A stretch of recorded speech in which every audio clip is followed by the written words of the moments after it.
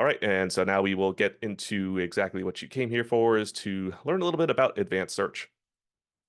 So the agenda for today is we're going to talk about what is advanced search. So if you're not familiar with that, if you're an existing customer, maybe you just weren't aware of this feature that are available in our products, or if you're not a current customer, you can see what some of the capabilities are within our platforms. We're going to go over how to access advanced search. So for both Spectra Intelligence and Spectra Analyze customers, we'll brief you through how to actually access advanced search, covering some of the basic syntax of building queries for advanced search, and then finally some real-world use cases that go a little bit beyond just searching for malicious files within our repository. So let's talk about what is advanced search. So as I mentioned, we have a massive file repository, over 400 billion files. That is a lot of files. Um, so it basically brought up the question is how do you actually go through and search this repository to find exactly what you're looking for? And the answer to that is advanced search. So this is a feature that makes it pretty easy to go through and search both your local uploads to your own Spectra Analyze instance or our cloud repository within Spectra Intelligence. So makes it very easy to go through and find exactly what you're looking for.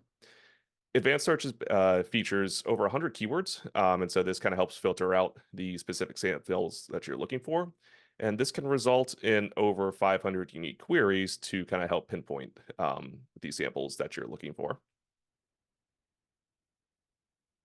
As far as availability goes, like I just mentioned, both Spectra Analyze customers and Spectra Intelligence customers have access to advanced search.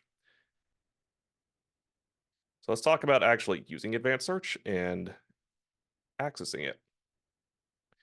So we'll start off with Spectra Analyze. So for any existing Spectra Analyze customers that may be on the call today, you're probably familiar with this interface here. For anybody who is not an existing customer, this is essentially your landing page when you log into the Spectra Analyze appliance. So you greet with a nice little dashboard, and then you'll see at the very top, and I will include some nice imagery here. Google added some fancy GIFs, and I do say GIFs and not GIFs within Google Sheets. So obviously had to make use of that. Just that little search bar right up top, very easy and straightforward. When you click on that, what happens is a drop down will show you if you've made searches in the past, it'll show you some recent queries that you've done. So you can see here, I had been doing some searching for info stealers, signed malware, files that had been uploaded or downloaded from Amazon S3, those sorts of things. It also provides you with a couple of quick examples of keywords that you can use, and I'll dive more into the exact keywords and types of keywords that you can use within these advanced search queries a little bit later. Another easy way to get into the advanced search feature is that little slider icon there. So highlight it there in red. When you click on that icon, that's going to open up the quick search window. And that just makes it pretty easy if you're not super comfortable with building out an advanced search query with the syntax yet. This provides you some basic drop downs of going through things like if you want to search specifically for a file name, a specific file type, minor attack techniques, etc. So we also break it down with with tabs at the very top. So if you want to search for files, network indicators, or even bulk searching a large number of file hashes, for example, you can do that through the quick search window. The suggestions tab will also provide you with a couple quick examples of some types of searches that you can run. For our Spectra Intelligence customers, again, this is a non-UI based product. It's all REST API based. We have a query endpoint that you will make post request to. That endpoint is just /API/search/v1/query. The body of that post request is simply just going to be a query item with your advanced search query. So in this quick example here, I'm just searching for all samples that have been classified as malicious. If you want to see more details specifically on how to make an API request to the advanced search endpoint, If you go to our documentation website at docs.reversinglabs.com and search TCA-0320, that should take you directly to the Advanced Search API page.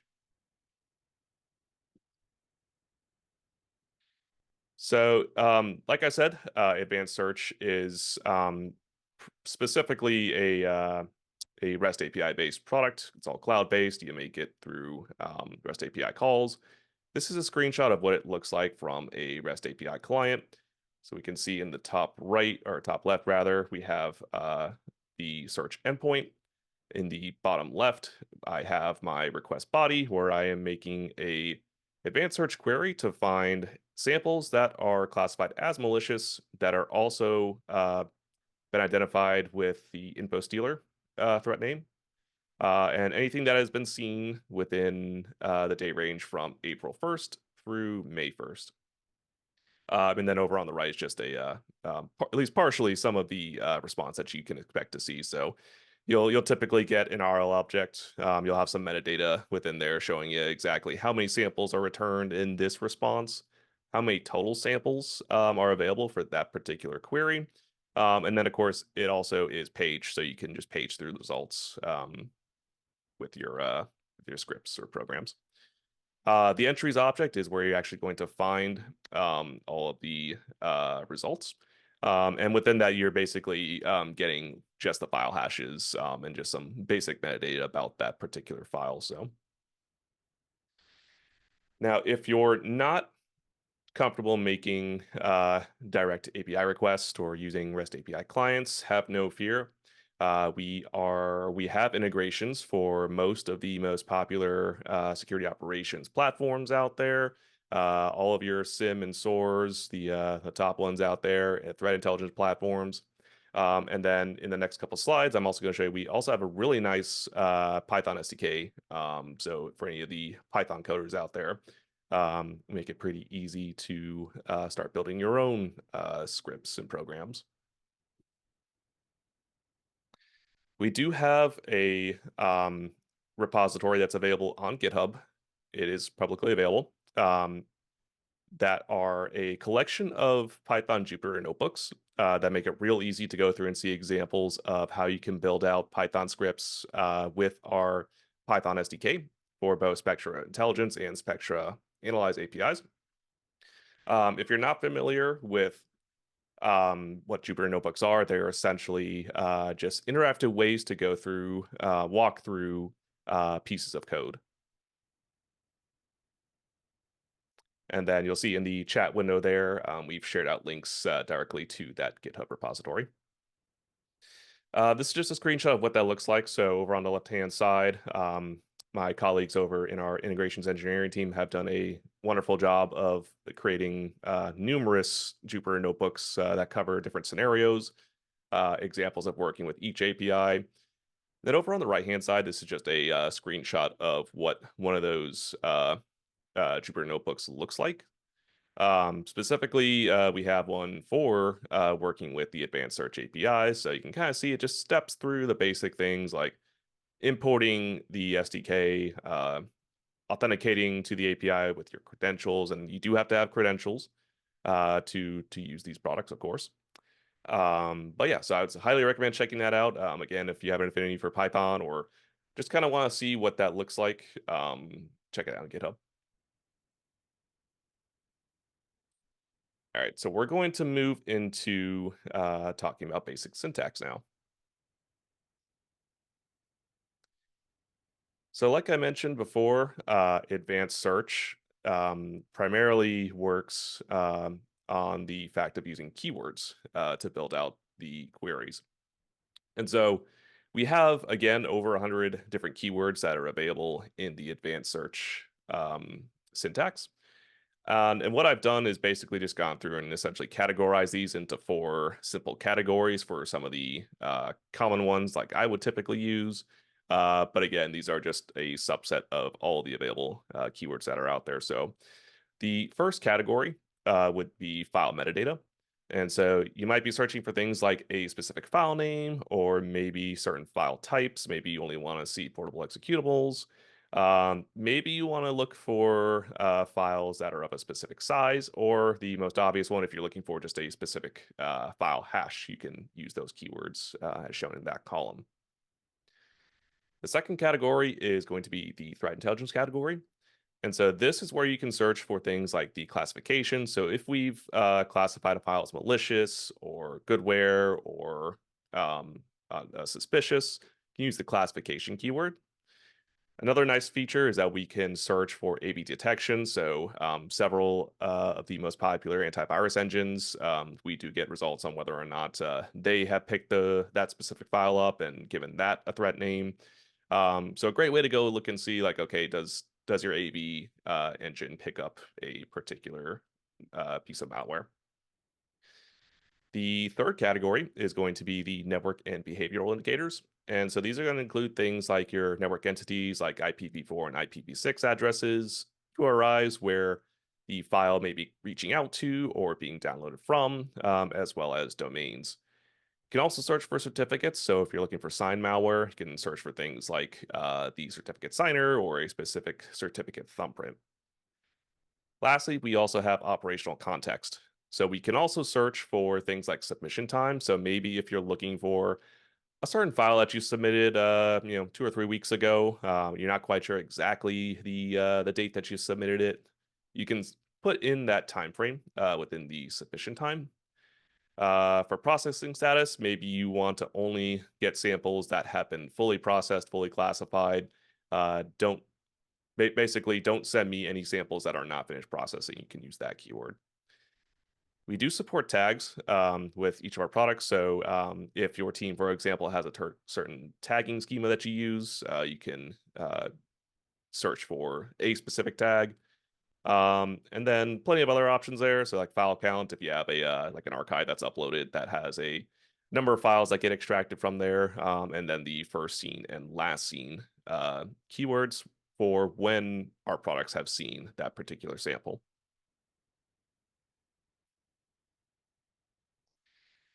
So for the basic query structure, it's pretty straightforward. It's just a keyword followed by a colon and then the value for that particular keyword. So the two examples that I have here are if you are only looking to find malicious samples, you would simply just use the classification keyword followed by the malicious value. If you wanted to find portable executable samples, you would use the file type followed by PE/exe. We also support partial matches. So if you're not quite sure the full name or value for a particular keyword, we support a wildcard match. So in this example, I'm using the threat name keyword. And let's say I'm doing research on Steeler type malware, but I didn't really care about the specific family, or maybe I'm just starting my research and just kind of want to see what's out there right now. In here, I'm using the wildcard character and surrounding the phrase Steeler with those wildcard characters. That would return anything that has Steeler in the threat name, and I have a screenshot of that in the next slide. We also have a single character match, and so this can be kind of useful for things like if you're looking for maybe lookalike domains, stuff like that, maybe like a specific, just a single character that wouldn't match the exact normal value. So like in this example here, I'm using the domain keyword, and maybe I want to look for files that are reaching out to a domain that looks like google.com, but obviously is not using the character E in the actual domain name.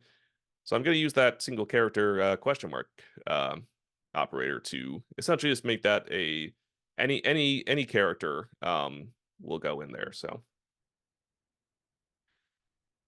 this screenshot here is an example, as I previously mentioned, using the wildcard match where I'm looking for samples that have any threat name with the word Steeler in the threat name. So we can see here after running the query, in the list of samples that return, we can see Llama Stealer several times, obviously, because it's a pretty popular one. And then there's two other Stealer threats that are showing in there, Pure Log Stealer and Anisma Stealer. In the single character match example, I'm doing the same thing here where I'm searching for any domain that might be attempting to mimic google.com. And so we can see there's several samples that have been returned. Most of them are either goodware, kind of hard to see there, but a little kind of green color, or they're suspicious with that yellow color. So essentially what I would do from here, now that I have some samples that might be reaching out to a potential lookalike google.com domain, I go in through that first sample that was in our list.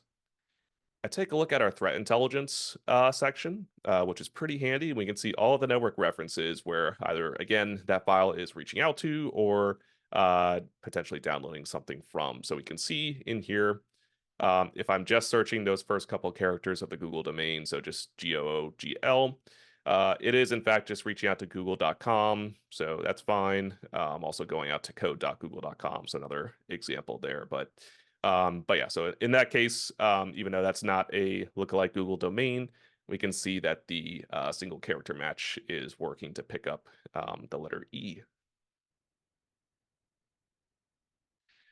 We also support Boolean operators, and we support and, or, and not for the Boolean operators. So you can combine multiple filters together to, again, really hone in on these samples that you are trying to identify.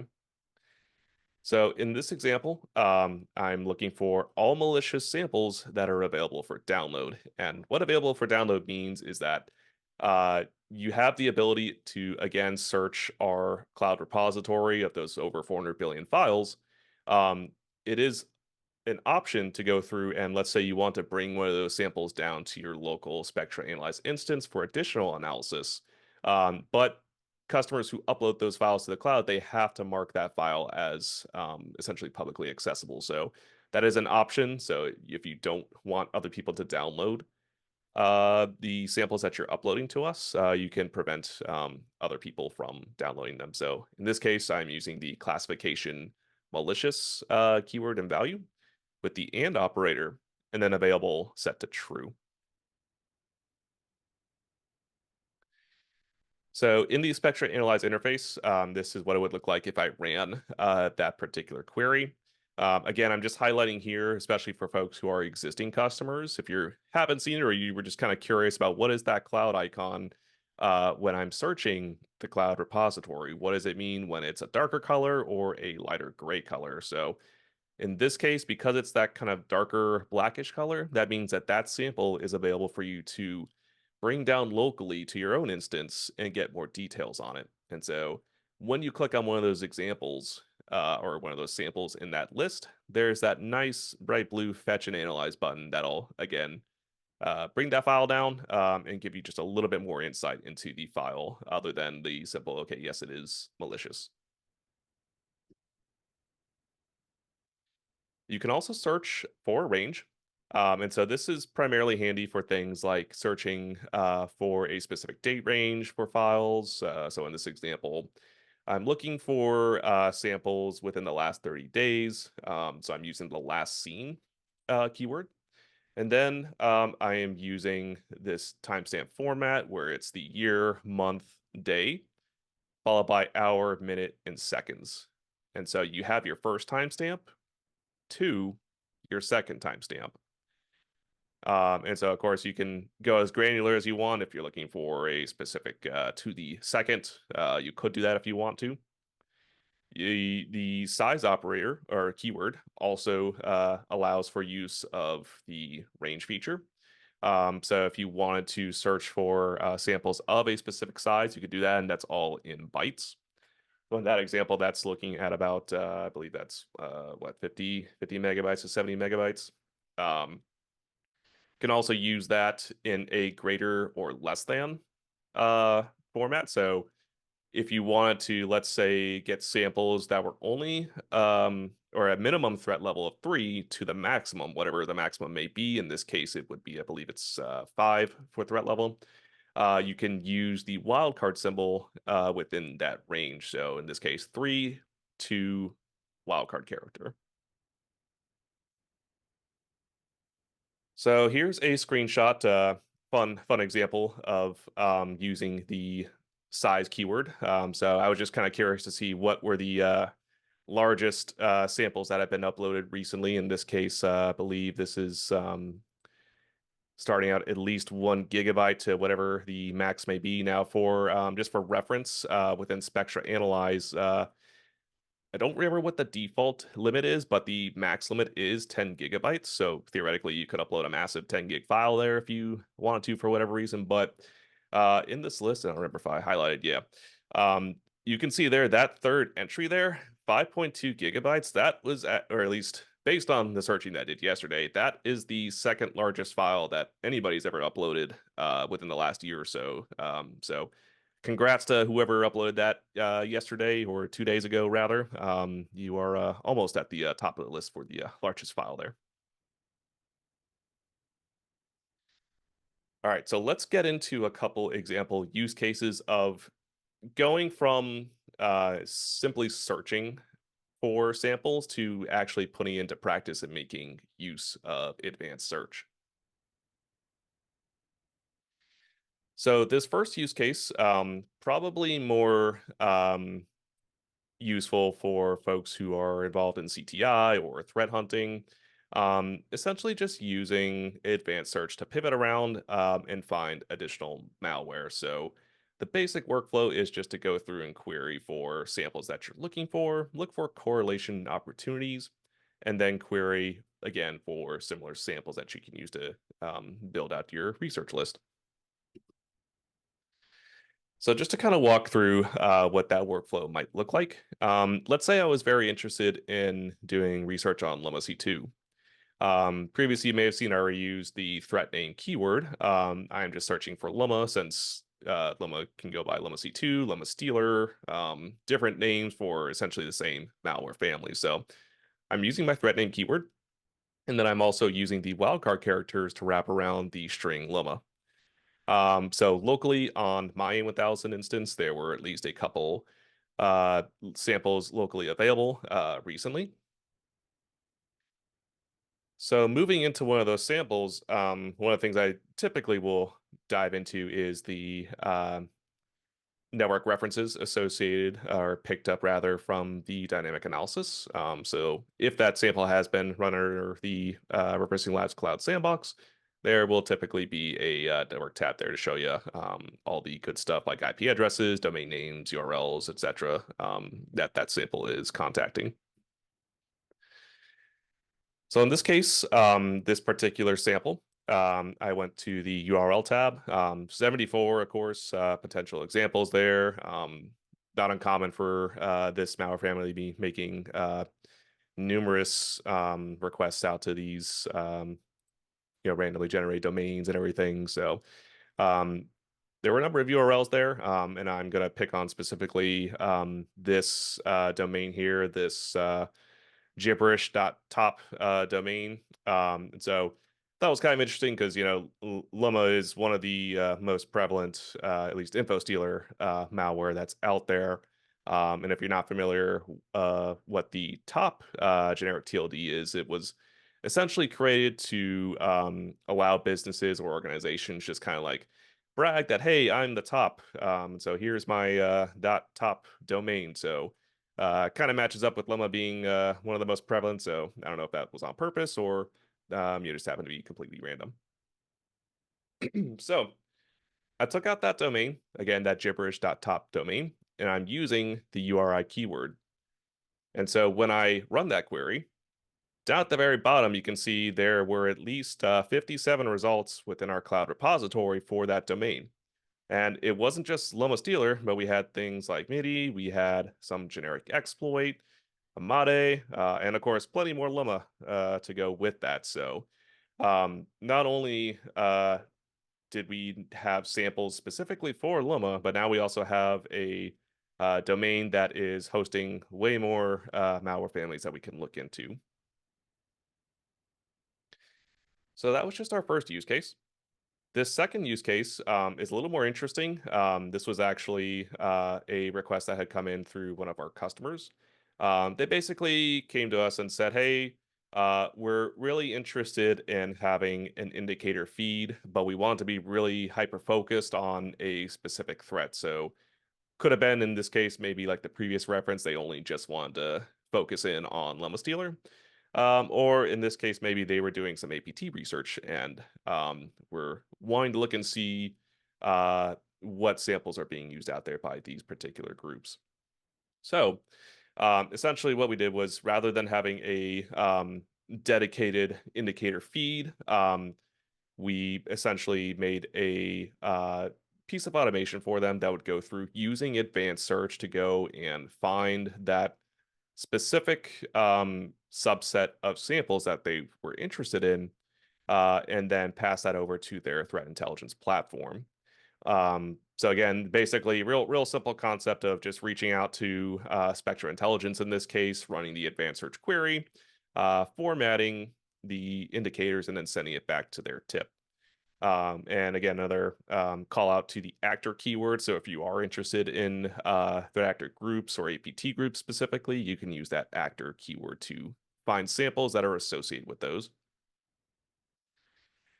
And so what we did was they were using Palo Alto Cortex XOR, which is real great way to just go through and get some piece of automation up real handy, real quickly. So we put together a basic playbook that would just run on a recurring basis. So it was like once per day or so. It would go out on that recurring basis. It would query advanced search and pull down indicators associated with the threat actor or type of malware that they were looking for. And then because they were also using the threat intelligence module of Cortex XOR, we just basically grabbed those indicators, formatted them in the way that XOR expected them, and send that to the TIM or the threat intelligence module. So real quick and easy way to, if you really only want to focus in on a small set of indicators rather than just getting a fire hose, just a great way to do that. And so if you're not familiar with XOR, this is what the threat intelligence module looks like, essentially just a list of indicators. But you can see here, at least in this example run, we loaded up a bunch of file hashes, and then we, of course, set our source to ReversingLabs Spectra Intelligence. So finally, the third use case, one that I also think is kind of interesting, primarily for detection engineering, folks who are working with SIMs and just kind of want to validate, like, hey, are we actually detecting everything that we should be? This workflow essentially just involves querying for samples that you're interested in, also using our file analysis API to get more details on the specific sample analysis. And within that, pulling out the MITRE ATT&CK TTPs from that analysis. Essentially, what you're going to do is you're going to aggregate those results and look and see, like, okay, maybe you see a certain technique is a lot more popular within the last 3 days. Maybe we should go through and review our detections and validate that, okay, we have coverage there, or maybe we need to update our coverage for that particular technique. And so kind of walking through what that might look like through the REST API client in this example, like I showed earlier. I'm calling the query, looking for malicious samples, specifically info stealers, and then looking for everything just within the last 30 days. This is just highlighting the API endpoint that's used here. It is a post request. Again, that endpoint is /API/search/v1/query. This is a representation of the post body, specifically the query that I'm using. I am using the classification keyword with the malicious value, using the Boolean operator and with the threat name keyword. And then we're, of course, using the wildcard character to wrap around the info stealer word. And then we're also doing an and Boolean operator for the last seen keyword for everything within the last 30 days. And so you'll notice that I'm using the number 30 with the lowercase d plus. And so that's just an alias for rather than the very long, kind of unwieldy timestamp representation here to get you everything within the last 30 days. So if you wanted to shorten that up and say like maybe just within the last 7 days, you would just do 7D plus, or If you want to get everything within the last 6 months, you would do 6 lowercase m plus. And so once you make that request to the advanced search endpoint, you're going to get a giant list of all the matching samples. And again, like I previously mentioned, the kind of important stuff that you're going to take from here is just the file hashes associated with all the entries. And from that point, you're going to take that and send that over to our file analysis endpoint. And so eventually, what that looks like, and this is just a very high level, or at least a just the basic screenshot of the response.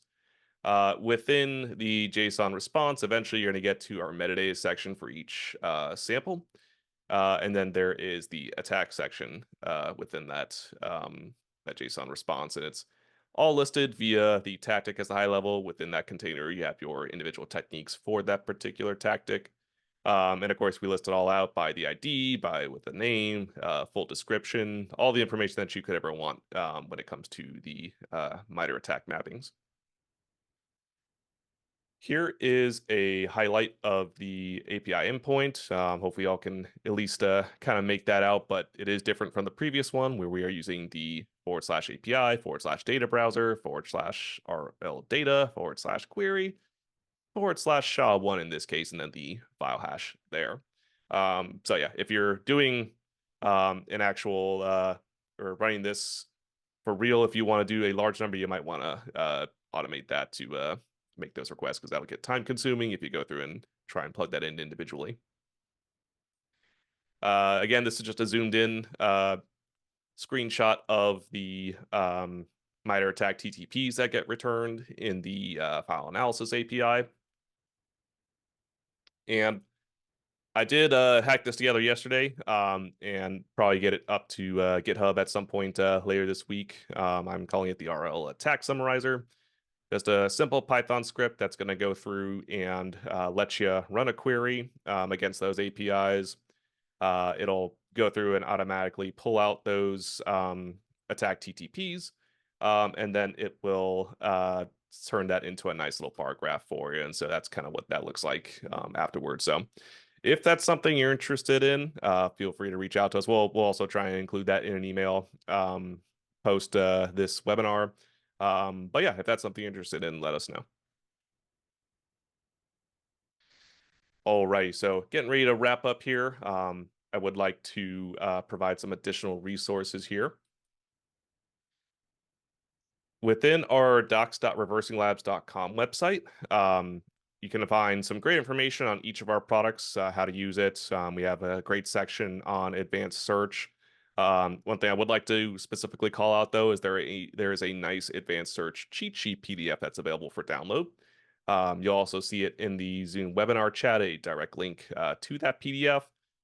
Just a nice way to just kind of have a quick little reference for some of the keywords and query syntax that I've previously discussed. All right, and I would like to also don't forget that we do have several webinars. We're always having webinars going on. I myself will actually be on another webinar next Thursday, I believe, May 29th, again, same time, 12 to 1 p.m. U.S. Eastern. We'll be talking about 3 questions you should be asking about every suspicious file. So if you're in a security operations center or role, you deal with a lot of malicious files, come on out to this webinar. We'll be talking about some techniques that you can use to gain an advantage, essentially, on some of those tricky files that come through.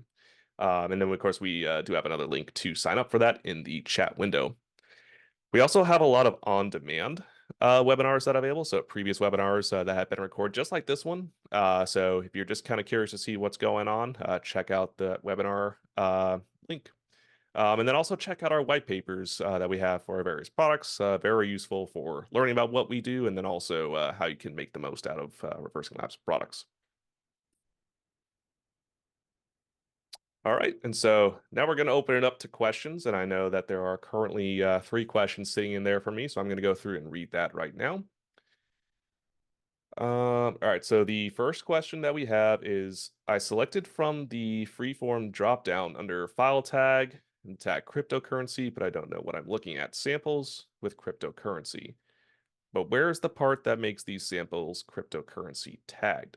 How do I drill into these details? And so that's a really great question. And so I'm going to pull that up here as an example, just so everybody else can kind of see what's going on. And so in this case, this attendee is searching for the tag. And in this case, we're going to go look for cryptocurrency. Now, generally, when these samples get tagged with kind of like these high level categories.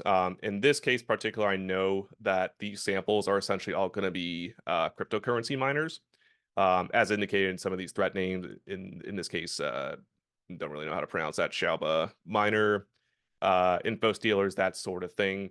But you'll see that typically within these tags is that various types of malware families that have certain features. Don't remember if there's like a remote, yeah, remote targets, like a remote support type malware that comes through. That's kind of what that tag is. So hopefully that helps answer your first question.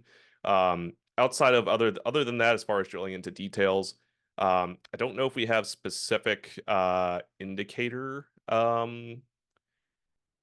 identifiers within the malware for those type of crypto miners. But generally, again, just because of that threat name being a crypto miner, that's why that tag is there.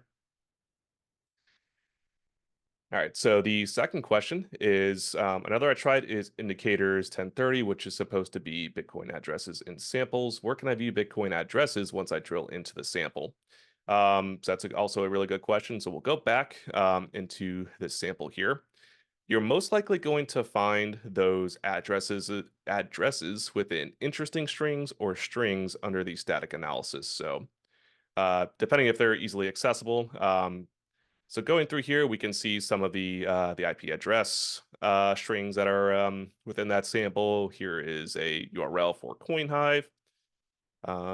Let's see, do we have, so in this case, we probably weren't able to pull out the specific Bitcoin address, but that's something I can take offline for sure as a follow-up question to see if that's something we can potentially highlight, because that is a very valuable thing when you're doing research into these type of coin miners is where is the money supposed to be going? All right, and the third question that we have is, are there any YAR rules in or out of your platforms that can assert for cryptocurrency addresses which involve all blockchain types, including Bitcoin, Ethereum, Binance, Cardano, Solana, Dogecoin, Chainlink, Hedera, Chainlink, Tron, et al. That I don't know off the top of my head. I'd be happy to do some research on that for you. I don't know if we have any of our own YAR rules that call out cryptocurrency directly. I would like to specifically mention that we have a GitHub repository for YAR rules. I'm going to put that in the chat window as well. So that'll take you there so we can take a look at all of our different YAR rules that are in here. Most of these are going to be just at like the high level downloader exploits, etc. So if we look in the info stealer, we have some basic things that are more looking at like the high level families, like in this case, multigrain, steel C. But yeah, if that's something you're interested in, we can follow up and I can make some recommendations for you. Alrighty. We have another question in the chat window. Is it possible to write YAR rules and search for samples? Yes. So if I understand your question correctly, we do have a YAR feature within all of our products. Spectra Analyze is this example just because it's easy to show the UI. You can go and add your own rule sets. You can upload them directly, or if you want to write them directly in the platform, you can do that. And then we also have a YAR retro hunting feature. So you can go through and let's see if I don't have any rule sets on this one, but you can essentially go through and run any of the YAR rules that are in the appliance. So like in this case, if you're looking for this info stealer scold, you can click on that rule set and then you can execute that as uh, like a retro hunt. So essentially just looking for any samples that match for that particular YAR rule. I don't think I actually have permission to do that on this instance, but But yes, that you can. Oh, one last question. Let's see. In VT, we can do a retro hunt and live hunt using Yara and Sigma rules. Can we do the same here? So retro hunting with Yara, live hunting. I don't know if we had the same feature name called live hunting in that case, but retro hunting, yes, with Yara. I believe Sigma may be a feature coming in the future. We do not support retro hunting with Sigma at this time. Again, thank you all for coming out today, being with me as I walk through just some examples of advanced search. If you're an existing customer, feel free to reach out if you have any other use cases that you would like to see with advanced search, or if you're just kind of curious to see what else we can do, would be more than happy to set up a session directly with you. So again, thank you so much for joining today.